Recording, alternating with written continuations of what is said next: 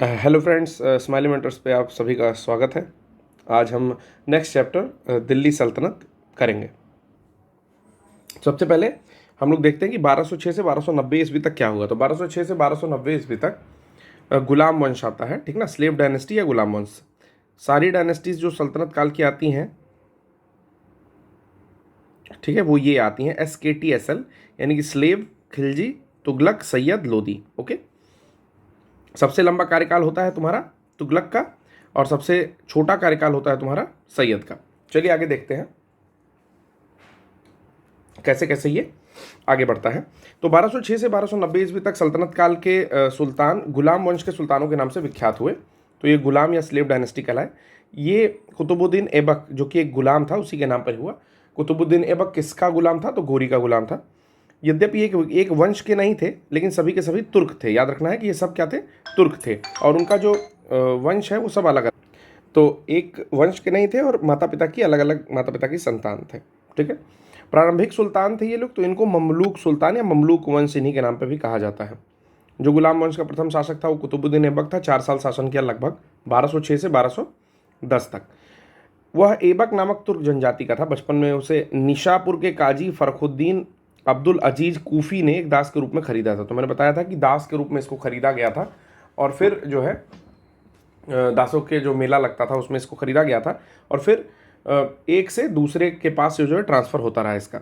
ऐबक बचपन से ही बहुत बढ़िया सुरीले स्वर में कुरान पढ़ता था, जिसके कारण वो कुरान ख्वा भी इसको कहा जाता था। कुरान ख्वा का मतलब होता है कुरान का पाठ करने वाला, ठीक है। निशापुर से बाद में ये गजनी गया, जहाँ उसको गोरी ने खरीद लिया। अपनी प्रतिभा, लगन और ईमानदारी के बल पर शीघ्र ही ऐबक ने गोरी का विश्वास प्राप्त कर लिया।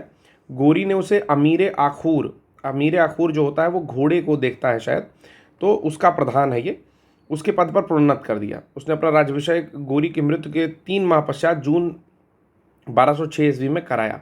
ऐबक की राजधानी लाहौर थी। याद रखिएगा ये पॉइंट कि ऐबक ने अपनी राजधानी नहीं परिवर्तित की थी। हालांकि वो दिल्ली तक शासन कर रहा था, लेकिन राजधानी क्या थी? तो लाहौर थी।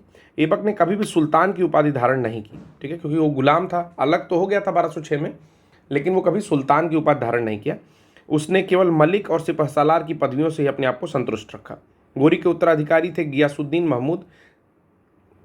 उससे मुक्ति पत्र प्राप्त करने के बाद 1208 में ऐबक को दास्ता से मुक्ति मिल गई, ठीक है। तो गोरी के उत्तराधिकारी जो गियासुद्दीन महमूद थे, उससे मुक्ति पत्र प्राप्त करता है ऐबक 1208 ईस्वी में कि भाई मैं मुक्त रूप में एक शासन करना चाहता हूँ, ठीक है। तो मुक्ति पत्र, दास्ता से मुक्ति पत्र प्राप्त करता है और फिर जो है दास्ता से इसको मुक्ति मिल जाती है। कुतुबुद्दीन इतना ज़्यादा उदार था कि लाखों का दान देने वाला, या लाख बख्श नाम से उसको पुकारा गया। ऐबक ने दिल्ली में कुव्वतुल इस्लाम और अजमेर में 2.5 दिन का झोपड़ा नामक मस्जिदों का निर्माण कराया है। कुव्वतुल इस्लाम मंदिर कहाँ स्थित है? दिल्ली में स्थित है। और 2.5 दिन का झोपड़ा कहाँ स्थित है? अजमेर में स्थित है। कहा जाता है कि 2.5 दिन का जो झोपड़ा है वो 2.5 दिन में बनाया गया था, ठीक है। कई सारी इसके बारे में भ्रांतियाँ हैं, ठीक। कुछ लोग कहते हैं कि जैसे पहले मंदिर था तोड़ के मस्जिद, वॉट एवर जो भी उसमें एक्चुअल चीज़ हो, लेकिन हमें जानना है कि 2.5 दिन का झोपड़ा कहाँ स्थित है? अजमेर में स्थित है। उसने क्या किया था? कुतुब मीनार का निर्माण कार्य प्रारंभ कराया था, ठीक है ना। इल्तुतमिश ने कुतुब मीनार को पूरा किया। इल्तुतमिश कौन था? इल्तुतमिश उनका दामाद था और इनका उत्तराधिकारी बना। फिरोज शाह तुगलक के काल में जो आपकी कुतुब मीनार है,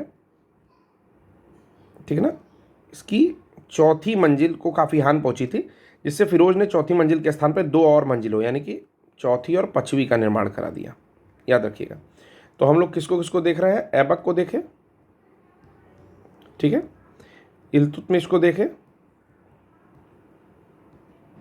ठीक है ना, और फिरोज शाह तुगलक को हमने देखा। इसमें कुतुबुद्दीन ऐबक की मृत्यु कैसे होती है? तो चौगान या पोलो की तरह एक घोड़े पे बैठ के जो है गेम खेल रहा था, तो 1210 ईस्वी में गिर गया और लाहौर में ही दफना दिया गया उसको। अब आता है दिल्ली सल्तनत का पहला सुल्तान, यानी कि दिल्ली में अपनी कैपिटल ट्रांसफ़र किया। पहले लाहौर थी, अब दिल्ली में कैपिटल ट्रांसफ़र कर लिया और ख़ुद को सुल्तान घोषित किया। तो जो पहला सुल्तान है वो है आपका इल्तुतमिश, ठीक है। याद रखेंगे पहला सुल्तान कौन है? इल्तुतमिश है। उसने सुल्तान के पद की स्वीकृति खलीफा से प्राप्त की।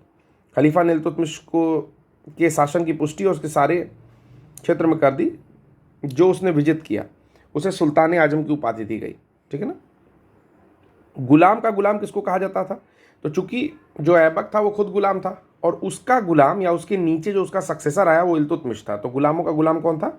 इल्तुतमिश था। इल्तुतमिश इलबरी जाति का तुर्क था। तुर्क बनने से पहले वो बदायूं का सूबेदार हुआ करता था। 1205 से 1206 में खोखर जाति के विद्रोह को दबाने के लिए किए गए अभियान में मोहम्मद गोरी और ऐबक के साथ इल्तुतमिश भी था। युद्ध में उसने साहस और कौशल का परिचय दिया, जिससे प्रभावित होकर गोरी ने ऐबक को दास्ता से मुक्त करने का आदेश दिया। मंगोल नेता चंगेज खान भारत की उत्तरी पश्चिमी सीमा पर इल्तुतमिश के शासनकाल में आया, तो ये इंपॉर्टेंट रखेंगे। जो जिंगिस खान था, इंग्लिश में जिंगिस खान बोलते हैं या चंगेज खान, या फिर इसका जो एक्चुअल नाम है वो मैंने बताया तेमुचेन है। तो ये जो था उत्तरी पश्चिमी सीमा, यानी कि भारत अगर बनाया जाए, ठीक है, तो ये जो सीमा है उत्तरी पश्चिमी सीमा जो है, यहाँ पर इल्तुतमिश के समय में मंगोल आक्रमण होता है, चंगेज़ खान आता है और चंगेज़ खान के प्रकोप से रक्षा के लिए ख्वारिज्म शाह का पुत्र जलालुद्दीन मांगबरनी सिंधु घाटी पे पहुंचता है। संभवतः चंगेज़ खान ने इल्तुतमिश के पास अपने दूत भेजे थे कि वह मांगबरनी की सहायता ना करे, अतः इल्तुतमिश ने उसकी कोई सहायता नहीं की और जब मांगबरनी 1224 में भारत से चला गया तो इस समस्या का अपने आप समाधान हो गया। इल्तुतमिश ने बिहार शरीफ एवं बाढ़ पर अधिकार कर राजमहल की पहाड़ियों में तेलियागढ़ी के समीप हिसामुद्दीन एवाज को पराजित किया। एवाज ने इल्तुतमिश की अधीनता स्वीकार कर ली। इल्तुतमिश ने एवाज के स्थान पर मलिक जानी को बिहार का सूबेदार नियुक्त किया। तो याद रखेंगे कि बिहार शरीफ और बाढ़ के पर अधिकार करता है, राजमहल की पहाड़ियों में तेलियागढ़ी के समीप हिसामुद्दीन एवाज को पराजित करता है। जब एवाज जो है आपका इल्तुतमिश की स्वाधीनता स्वीकार करते हैं तो उनके स्थान पर, एवाज के स्थान पर मलिक जानी को बिहार का सूबेदार नियुक्त करता है। इल्तुतमिश ने ही भारत में सल्तनत काल में सर्वप्रथम शुद्ध अरबी सिक्के चलाए। तो ये सिक्कों के बारे में बहुत ज़्यादा फेमस है। दो तरह के सिक्के हैं इनके शुद्ध अरबी सिक्कों में, पहला है जीतल और दूसरा है टका। जो चांदी का होता था वो टका होता था या टंका होता था और तांबे का जो होता है जीतल होता था। ठीक है, इन दोनों का अनुपात कहीं कहीं शायद पूछता है तो 1:48 होता है। अभी आगे हम लोग देखते हैं, यानी कि चांदी के टंका इस टू जीतल का अनुपात 1:48 होता है। सिक्कों पर टकसाल नाम लिखवाने की परंपरा शुरू की गई। सिक्कों पर टकसाल का नाम लिखवाने की परंपरा यहाँ से शुरू करता है ये। 1229 में इल्तुतमिश को बगदाद के खलीफा से खिलअत का प्रमाण पत्र प्राप्त होता है, जिससे इल्तुतमिश वैध सुल्तान और दिल्ली सल्तनत स्वतंत्र राज्य बन जाता है। देखिए, जो इल्तुतमिश है वो 1229 में बगदाद के खलीफा से खिलअत का प्रमाण पत्र प्राप्त करता है। इस प्रकार वो एक वैध सुल्तान बन जाता है और जो दिल्ली है वो सल्तनत स्वतंत्र राज्य बन जाता है।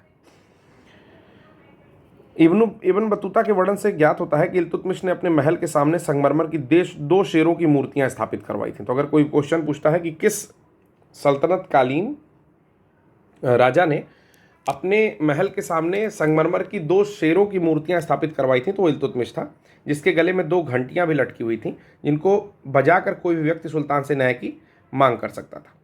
ठीक, तो अगर आप मेंस में कहीं लिख रहे हैं तो आप ये भी लिख सकते हैं कि जैसे न्याय व्यवस्था कैसी थी, तो न्याय व्यवस्था आम आदमी के लिए भी थी कि भाई कोई भी पहुंचता है महल के सामने, शेर के गले की घंटी बजाता है और अपने न्याय की गुहार लगा सकता है राजा से। फिर कहता है इल्तुतमिश ने शहरों में काजी और अमीर दाद नामक अधिकारी नियुक्त किए। डॉक्टर आर पी त्रिपाठी के अनुसार भारत में मुस्लिम संप्रभुता का इतिहास इल्तुतमिश से आरंभ होता है। सर वुजले हेक के अनुसार इल्तुतमिश गुलाम शासकों में सबसे महान था। डॉक्टर ईश्वी प्रसाद के अनुसार इल्तुतमिश निस्संदेह गुलाम वंश का वास्तविक संस्थापक था। मध्यकालीन भारत की प्रथम महिला शासिका आती हैं रजिया सुल्तान, जो कि 1236 से 40 यानी कि 4 साल मोटी मोटा इन्होंने शासन किया। व्यक्तिगत दृष्टि से उसने भारत में पहली बार स्त्री के संबंध में इस्लाम की परंपराओं का उल्लंघन किया और राजनीतिक दृष्टि से उसने राज्य की शक्ति को सरदारों और सूबेदारों में विभाजित करने के स्थान पर सुल्तान के हाथों में केंद्रित करने पर बल दिया। इस प्रकार उसने इल्तुतमिश के संपूर्ण प्रभुत्व संपन्न राजतंत्र के सिद्धांत का समर्थन किया, जो उस समय की परिस्थितियों में तुर्की राज्य में के हित में था। रजिया बेगम को सत्ताच्युत करने में तुर्कों का हाथ था, जिन्होंने भटिंडा के गवर्नर मलिक अल्तुनिया के नेतृत्व में रजिया के विरुद्ध विद्रोह कर दिया और उसको सत्ता से हटा दिया। फिर आते हैं बलबन। बलबन का पूरा नाम है गयासुद्दीन बलबन। बलबन 1266 ईस्वी में बैठता है और लगभग 20 साल शासन करता है सुल्तान के रूप में। वो उलूग खां की उपाधि लेता है या उलूग खां के नाम से भी जाना जाता है। इसका वास्तविक नाम था बहाउद्दीन। इल्तुतमिश की बात, ये भी इलवरी तुर्क था। बलबन बचपन में ही मंगोलों द्वारा पकड़ लिया गया था, जिन्होंने उसे गजनी में बसरा के निवासी ख्वाजा जमालुद्दीन के हाथों में बेच दिया। बाद में 1232 में उसने दिल्ली लाया गया, जहां इल्तुतमिश ने 1233 में ग्वालियर विजय के पश्चात उसे खरीदा।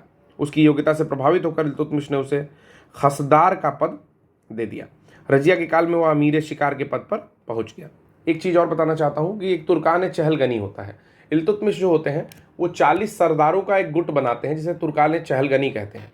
इसी चहलगनी में बलबन भी रहता है, लेकिन जब बलबन गद्दी पे बैठता है 1266 के आसपास में, तो ये चहलगनी को भंग कर देता है। ठीक है, यानी कि वो 40 सरदारों का जो गुट होता है उसको ये भंग कर देता है।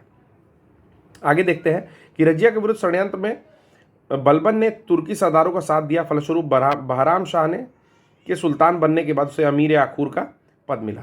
यानी कि बलबन को क्या मिल गया? अमीर आखूर का पद मिलता है। बदरुद्दीन रूमी की कृपा से उसे रेवाड़ी की जागीर मिली। मसूद शाह को सुल्तान बनाने में उसने तुर्की अमीरों का साथ दिया, जिसके फलस्वरूप उसे हाँसी की सूबेदारी दे दी गई। 1249 में बलबन ने अपनी पुत्री का विवाह सुल्तान नसरुद्दीन से किया। इस अवसर पर उसे उलूग खां की उपाधि मिली और नायब ममलिकात का पद भी दिया गया। 1266 में बलबन राजगद्दी पर बैठता है और रक्त और लौह की नीति अपनाता है।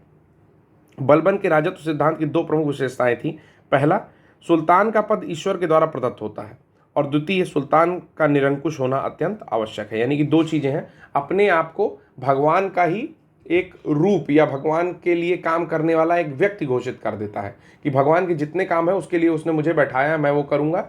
और दूसरी चीज़ है कि सुल्तान जो होता है उसका निरंकुश होना बहुत ज़रूरी है, ऐसा इसका मानना था। बलबन ने फारस में लोक प्रचलित वीरों से प्रेरणा लेते हुए अपना राजनीतिक आदर्श निर्मित किया। उसका अनुकरण करते हुए उसने राजत्व की प्रतिष्ठा को उच्चतम सम्मान दिलाने का प्रयत्न किया। राजा को धरती पर ईश्वर का प्रतिनिधित्व यानी कि नियामत खुदाई माना गया। उसके अनुसार जान मान मर्यादा में केवल वह पैगंबर के बाद है, यानी कि यहाँ पर है पैगंबर और इसके बाद है राजा। ठीक है ना, जिसे जिल्ले अल्लाह या जिल्ले इलाही अर्थात ईश्वर का प्रतिबिंब की उपाधि मिली। वह दिल्ली का प्रथम सुल्तान था जिसने राजत्व संबंधी सिद्धांतों की स्थापना की। उसने अपने पुत्र बुगरा खां से कहा, सुल्तान का पद निरंकुशता का सजीव प्रतीक है। सुल्तान का पद निरंकुशता का सजीव प्रतीक है, यह बुगरा खां से कहता है। बलबन ने ईरानी बादशाहों की कई परंपराओं को अपने दरबार में ले आया, जैसे सिजदा, भूमि पर लेट कर अभिवादन करना, और पाबोस, सुल्तान के चरणों को चूमना। क्योंकि सिजदा जो है वो पूरी तरह से भूमि में लेटना नहीं है, वो कुछ इस तरह से है कि आपका सर ऐसे रहेगा, ठीक है ना, और शरीर ऐसे, और आप ऐसे झुक करके बैठे रहेंगे। ठीक है, पैर ऐसे मोड़ करके। ठीक, देखिए हल्का सा समझ में भी आ रहा होगा, ये सिजदा है। ठीक है, ये सिजदा है। और पाबोस क्या होता है कि जो सुल्तान का पैर है, ठीक है ना, इसको चूमना ही पाबोस है। ओके, फिर आता है कि इसने जो एक त्यौहार है, फारसी त्यौहार नौरोज को बड़ी शान शौकत से मनाने का प्रबंध किया। मंगोलों से मुकाबला करने के लिए बलबन ने एक सैन्य विभाग दीवाने अर्ज याद रखिएगा, सैन्य विभाग होता है दीवाने अर्ज, बहुत कन्फ्यूज़न होता है एक्चुअली। दीवाने अर्ज जो है, अर्ज से कई सारी चीज़ें और दे देता है, दान विभाग इत्यादि दे देता है, उसमें कन्फ्यूज़न होता है। ठीक है, दीवाने अर्ज जो है सैन्य विभाग है। और अपना सेना मंत्री इमादुल मुल्क को बनाया, जो अत्यंत ईमानदार और परिश्रमी था। वजीर के आर्थिक नियंत्रण से मुक्त रखा ताकि धन की कमी ना हो। ठीक है, गुलाम वंश का संस्थापक कौन था? तो संस्थापक कौन है? कुतुबुद्दीन ऐबक। लेकिन अगर यहीं पर देता है वास्तविक संस्थापक, ठीक है ना, अगर देता है वास्तविक संस्थापक तब आपका आंसर हो जाएगा इल्तुतमिश। ठीक है, तो यानी कि अगर पूछता है कि हु इज रियल फाउंडर, अगर रियल फाउंडर रियल लिख देता है तो फिर इल्तुतमिश, अगर बोलता है फाउंडर तो आपका कुतुबुद्दीन ऐबक। ठीक, तो मैंने पहले भी कहा है कि एक्सप्लेनेशन मैं सबके नहीं पढ़ूंगा। एक्सप्लेनेशन पढ़ने के लिए आप जो है घटना चक्र की बुक ले सकते हैं, हिंदी इंग्लिश दोनों में अवेलेबल है। और मुझे लगता है कि इतिहास जैसा सब्जेक्ट हिंदी इंग्लिश दोनों में पढ़ा जा सकता है। फिर भी अगर आपको कहीं परेशानी आती है तो आप कमेंट बॉक्स में डालिए कि सर कुछ इंग्लिश के वर्ड्स भी इसमें इंक्लूड करते हुए चलिए। मतलब समझ में तो आ जाता है, ऑब्वियस है, आप कोई ऐसे इंग्लैंड हॉलैंड या आयरलैंड के निवासी तो हो नहीं यार, लेकिन फिर भी अगर नहीं समझ में आता है तो आप बिल्कुल लिख सकते हैं कि सर पूरी तरह से नहीं समझ में आया। ठीक है, गुलाम वंश का प्रथम संस्थापक कौन था? तो ये भी कुतुबुद्दीन ऐबक है। लाख बख्श किसको कहा जाता था? लाख बख्श मतलब होता है लाखों का दान देने वाला। तो कौन था उदार? कुतुबुद्दीन ऐबक बहुत उदार था। फिर बात आती है 2.5 दिन का झोपड़ा किसने बनवाया, तो 2.5 दिन का झोपड़ा और कुव्वतुल इस्लाम, 2.5 दिन का झोपड़ा बनता है अजमेर में, ठीक है ना, और कुव्वतुल इस्लाम मस्जिद कहाँ बनती है, दिल्ली में, ठीक है। कौन बनवाता है, तो अच्छा ये क्या है, तो ये मस्जिद है, ये दोनों जो है क्या है, मस्जिद है। कुव्वतुल इस्लाम मस्जिद 2.5 दिन का झोपड़ा क्रमशः स्थित है, तो कुव्वतुल इस्लाम दिल्ली में स्थित है, यानी कि ऑप्शन ये या ये हो सकता है, और 2.5 दिन का झोपड़ा अजमेर में स्थित है, यानी कि ऑप्शन होगा डी।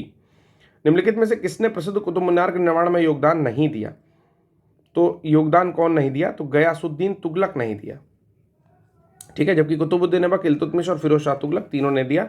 चौथी मंजिल खराब हो गई थी, जो फिरोज शाह तुगलक ने चौथी और पांचवी दोनों मंजिलों का निर्माण कराया, ठीक है ना। फिर आता है कुतुबुद्दीन ऐबक की राजधानी तो लाहौर थी, लेकिन अगर पूछता है इल्तुतमिश की राजधानी, इल्तुतमिश की राजधानी है दिल्ली। नेक्स्ट क्वेश्चन आता है सुल्तान कुतुबुद्दीन ऐबक की मृत्यु कैसे हुई, तो चौगान खेल रहा था, चौगान यानी कि पोलो के टाइप का होता है, घोड़े पे बैठ के खेला जाता है, तो उससे गिरने से हो गई, और इसकी जो वो बनी है वो कहाँ पर है, दफनाया कहाँ पर गया है, लाहौर में दफनाया गया है, ओके, कब्र लाहौर में। निम्नलिखित में से किसने दिल्ली की सल्तनत को राजधानी के रूप में स्थापित किया, तो इल्तुतमिश ने स्थापित किया, ठीक है। इल्तुतमिश 1211 से 36 यानी कि 25 साल जो है शासन करता है, जीतल और टंका चलाता है। जीतल होता है आपका तांबे का या पीतल का लिख सकते हो, और वहीं टंका जो होता है चांदी का। वो दिल्ली का प्रथम सुल्तान कौन था जिसने नियमित सिक्के जारी किए और दिल्ली को अपने साम्राज्य की राजधानी घोषित किया, तो इल्तुतमिश जिसने नियमित सिक्के जारी किए। निम्नलिखित में से कौन सा इल्तुतमिश के राज्यकाल में सल्तनत काल की राजधानी थी, तो दिल्ली थी, ठीक है। सर्वप्रथम दिल्ली को अपनी राजधानी कौन बनाया, इल्तुतमिश ने बनाया। नेक्स्ट प्रश्न है दिल्ली का प्रथम मुस्लिम शासक कौन था, तो इल्तुतमिश था, क्योंकि दिल्ली का प्रथम मुस्लिम शासक यही होगा, क्योंकि इससे पहले शासन लाहौर से होता था।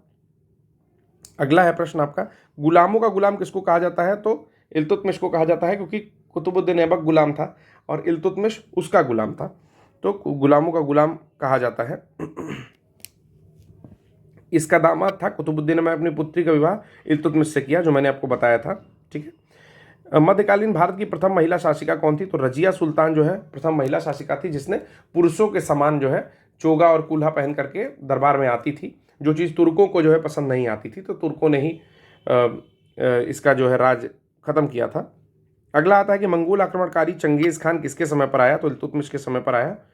पता है आपको जियाउद्दीन मांग बरनी आया था, तो ये सहायता मांगना चाहता था, जबकि मंगोल आक्रमणकारी जो था उसने कहा था कि भारतीय सहायता नहीं देंगे, जो भी भारत में शासन चल रहा है, तो इल्तुतमिश ने कोई सहायता नहीं दी। तो 1224 में ख्वारिज़्म खां का पुत्र जो है बरनी वो लौट जाता है यहाँ से, और आपका चंगेज़ खान भी भारत में आक्रमण नहीं करता है। दिल्ली का कौन सा सुल्तान मंगोल नेता का समकालीन था, तो इल्तुतमिश जो है मंगोल नेता का समकालीन था। अगला आता है किसके शासनकाल में मंगोल प्रथम बार सिंधु के तट पर देखे गए, तो इल्तुतमिश के काल में मंगोल जो है सिंधु के तट पर देखे गए। चंगेज़ खां के अधीन मंगोलों ने भारत पर आक्रमण किया, कब किया था, तो इल्तुतमिश के शासनकाल में किया था। चंगेज़ खान का वास्तविक नाम क्या था, ये नोट कर लीजिएगा, मैं बहुत देर से बोल रहा हूँ, तेमुचिन था, तेमुचिन, ठीक है ना। इसके बारे में आप एक ऑडियो स्टोरी अवेलेबल है, ठीक है, कुकू FM पे शायद अवेलेबल है, आप सुन सकते हैं, और वो कोई प्रमोशन नहीं है, आप अपनी जानकारी के लिए सुन सकते हैं। ऑडियो स्टोरी कब सुननी है ये भी बता दे रहा हूँ, जब भी आप ट्रेवलिंग कर रहे हो, जब भी कर रहे हो, ठीक है, तो ऑडियो स्टोरीज जरूर सुनिए। वो 100-200 रुपये की ऑडियो स्टोरी आती है, जो कि आई थिंक 6 महीने 3 महीने, मुझे एग्जैक्टली नहीं याद है, तो उतने दिन के लिए वैलिड होती है। वो आपको बहुत सारी जानकारी देके जाएगी। कहानियाँ हमेशा जानकारी देती हैं, ठीक है, अगर वो वास्तविकता से ओतप्रोत रखती हैं। अगर फिक्शनल है यानी कि बनावटी है तो नहीं, ठीक है। तो चंगेज़ खान के बारे में पूरा बताया हुआ है। चंगेज़ खान एक मंगोल शासक था, इसे मंगोल साम्राज्य के विस्तार में एक महत्वपूर्ण भूमिका निभाई। इसका वास्तविक और प्रारंभिक नाम तेमुचिन था। इल्तुतमिश के शासनकाल में चंगेज़ खान भगोड़े ख्वारिज़्म युवराज की खोज में सिंधु तक पहुंचा था। सही है, ख्वारिज़्म युवराज का क्या नाम था, जियाउद्दीन मांग बरनी था, तो बिल्कुल पहुंचा था। मोहम्मद बिन तुगलक के शासनकाल में तैमूर ने मुल्तान पर अधिकार किया और सिंधु नदी पार की, बिल्कुल नहीं की थी, ठीक है, क्योंकि तैमूर लंग कब आया था, 1398, यानी कि तुगलक के समय में आया हुआ था। विजयनगर साम्राज्य के देवराय द्वितीय के शासनकाल में वास्को दी गामा, गलत बात है। देवराय जो है 1509 के आसपास के थे, वास्को दी गामा 1598 में भारत आता है, तो ये भी एक गलत बात है, यानी कि ऑप्शन केवल ए होगा। चलिए देख लेते हैं। इल्तुतमिश के शासनकाल में भारत में तुर्की राज्य के मंगोल आक्रमण की संभावना एक महान संकट उत्पन्न हुआ था। इल्तुतमिश के शासनकाल में मंगोल शासक चंगेज खान भगोड़े ख्वारिज्म युवराज जलालुद्दीन मांगबरनी का पीछा करते हुए सिंधु नदी तक पहुंचा था। सत्य है। 1398 में तैमूर ने भारत पर आक्रमण किया था। तैमूर के समय नसरुद्दीन महमूद के शासनकाल था, उस समय में जो है नदी पार किया था, ना कि मोहम्मद बिन तुगलक के समय में। ठीक। तीसरा कह रहा है कि विजयनगर साम्राज्य के देवराय द्वितीय के शासनकाल में ईरान का राजदूत अब्दुल रज्जाक आया था। 1498 में पुर्तगाल, एक सेकेंड, 1598 नहीं है सर, 1498, ओके। 1498 में पुर्तगाल यात्री वास्को दी गामा केरल के तट पर पहुंचा था। उस समय विजयनगर में नरसा नायक के पुत्र तिम्मा का शासन था। तो अब ये याद रखना है, ये चीज महत्वपूर्ण है कि किसका शासक था, तो नरसा नायक के पुत्र तिम्मा का शासन चल रहा था। इल्तुतमिश ने बिहार में अपना प्रथम सूबेदार किसको नियुक्त किया, तो मलिक जानी को, मलिक जानी को बिहार में अपना सूबेदार नियुक्त किया। ठीक है, एवाज की जगह पर मलिक जानी को। रजिया बेगम को सत्ताच्युत करने में किसका हाथ था, तो तुर्कों का हाथ था। ठीक है, दिल्ली के सुल्तान बलबन का पूरा नाम क्या है, तो गयासुद्दीन बलबन है इनका पूरा नाम। अगला है कि रक्त और लौह की नीति कौन चलाया, तो रक्त और लौह की नीति,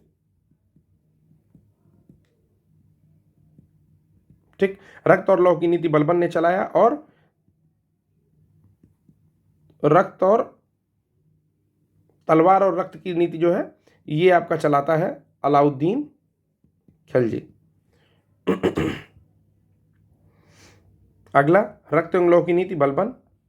बलबन ने अपने शासन को शक्तिशाली बनाया और सारी सत्ता अपने हाथ में केंद्रित कर ली, बिल्कुल करेक्ट है, क्योंकि वह उत्तर पश्चिम सीमा को मंगोल आक्रमण से सुरक्षित करना चाहता था। ये सही तो है, मतलब वो उत्तर पश्चिम की सीमा को मंगोल आक्रमण से सुरक्षित तो करना चाहता था, ये भी करेक्ट है, लेकिन इसका एक्सप्लेनेशन ये नहीं है। ठीक है, क्योंकि मंगोल आक्रमण से अपनी सीमा को सुरक्षित करने के लिए उसने क्या किया था कि फोर्टिफिकेशन कर दिया था, किलों का सुदृढ़ीकरण कर दिया था। इसका एक्सप्लेनेशन देखिए, पहले तो आंसर सही है, एक्सप्लेनेशन देखते हैं।